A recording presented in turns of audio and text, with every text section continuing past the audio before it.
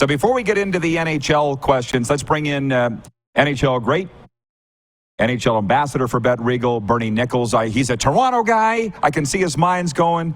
Bernie, what's your favorite donut? And if it's from Tim Hortons, all the better. What's your favorite Tim Hortons donut? You know what? It would have to probably be the Bear Claw. Ooh. I don't know. I can eat any of them. Any honey glazed, anything like that. I like that. Apple fritter, right? That would probably be my go-to. There you go. As many have said, there are no bad ones, but you named some good ones there. That's so right. A really good question just came in. As a guy that's a Leafs fan, which is the biggest revelation of all the things I've learned about you, is that you're still a Leafs fan. If it comes down to Matthews versus Marner and they can only keep one, who's it going to be? Is it heading that way in Leaf land? Okay, so let's get something straight. I'm not a Leafs fan. Okay. My fiance is a Leafs fan. And the funny thing is, the only reason I'm not is my mom, God rest her soul, came to a Leaf game and they booed me and heckled me. So she never liked the Leafs my entire NHL career. So I kind of stick with my mom. Matthews all day long, every day. Toronto have to do whatever they can to lock Matthews in for life. It all depends whether he wants to stay or not, right? And they always say, and he's going to say he does. They all do until they have a chance not to. But my thought is, with any great player, he shouldn't be in the position he's in right now because they should have extended him a year ago to lock him in for life. He's their best player and will go down probably as their all-time best player ever. And it's no debate. It's Matthews all day. So as you say that, a wonderful comment, by the way, you seen the numbers being thrown around. They're talking about the first $13 million player there for Austin Matthews. Would you give him what he wants? Would you go that high? Yeah, you pretty much have to.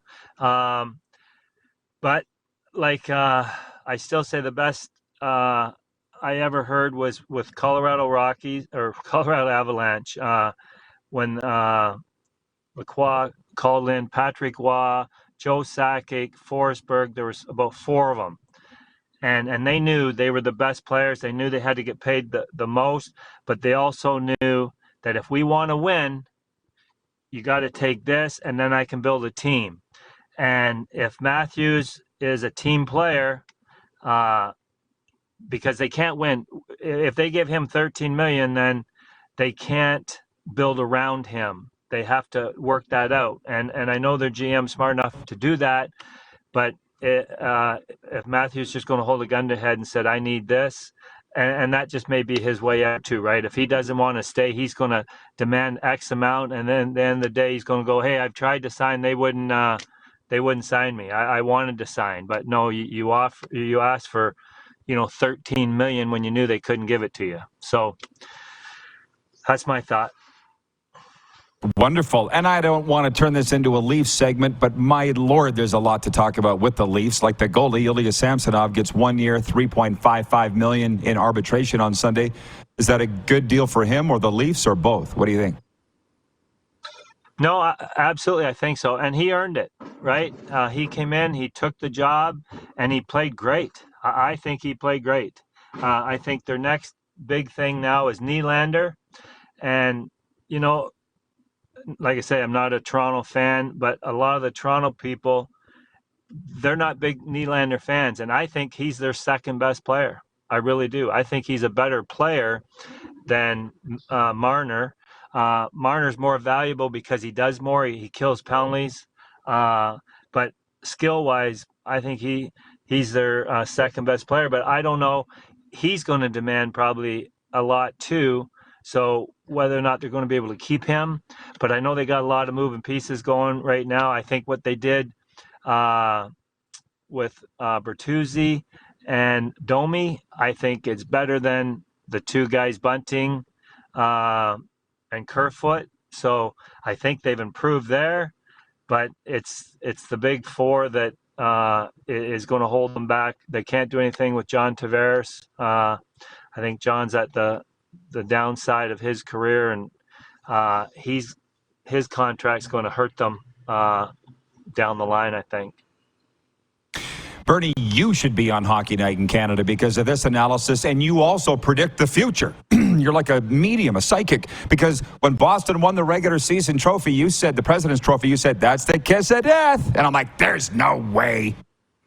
It was. And the reason I bring that up is now Patrice Bergeron retires, and the Bruins fans are like, we're never going to be able to replace him. And I'm just saying that's happened in Boston. It was the biggest choke ever. They've lost their captain. How should the Bruins feel about Bergeron's retirement? You know what? They should be honored that they had him for as long as they did. What he did for that organization. What a great hockey player, great leader. They're going to miss him. How are they going to replace him? They're not going to replace him because he's that good. But he gave them a lot for 19 years. So, like I said, they were fortunate they had him there for that long. What he gave to their organization. They still have got a great team, great goaltending.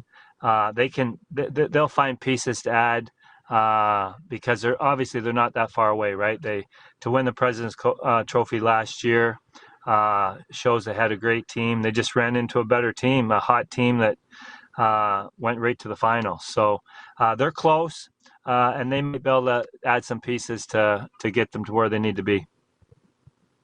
Troy Colmer, if I may pause this for a second. Troy in Toronto watching. He says, I want to apologize to Bernie. I likely was one of the fans booing you. It was nothing personal. LOL. That's from Troy. And I'll wind this up. More than anything, I'm just interested in how your summer's going, man. I see you on skates a bit. I see you on a lot of golf courses. How's the summer for Bernie Nicholls? Summer's been great. Golfing almost every day. We go fishing a lot.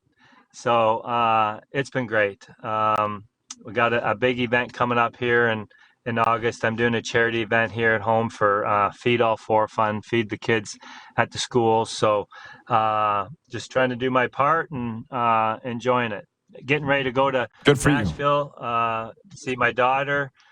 She's expecting another baby in September, so I want to get there first to see her, and then because I know the second time we go when she's having the baby, she may be a little busy for a visit, but I can help out. Well, yeah, for sure. Well, congratulations on that. Way to go, Bernie. And I'll tell our viewers to follow Bernie Nicholls Foundation on Instagram to follow all of the interesting things that they're doing because they don't slow down.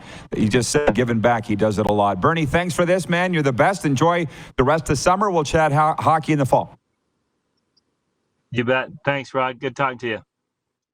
The great Bernie Nicholls, the inventor of the pumpernickel, joining us from Southern Ontario here today as part of our BetRegal segment. He is their NHL ambassador. BetRegal is our official betting partner.